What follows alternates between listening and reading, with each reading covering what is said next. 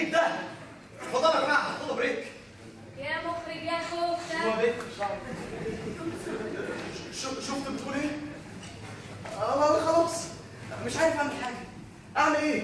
اعمل معايا وقولها الاول. مش عارف، انا حاسس ان انا مجنون وتايه كده ومش عارف اعمل ايه.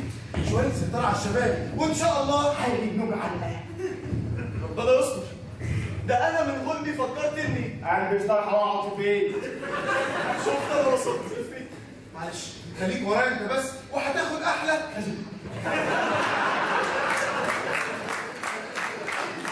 ايوه بس ما تبسبسليش. انا ممكن اساعدك لو انت عايز يعني. هديك نص من النصوص الجاهزه اللي عندي. يا راجل بقى عندك نصوص جاهزه وساكت، ورينا طيب. ايوه كده. هو ده الكلام ولا بلاش؟ هاملت. لا ده مش اي هاملت، ده هاملت الملعوب فيه. ازاي؟ ايوه انا عامل ترجمه جزائريه.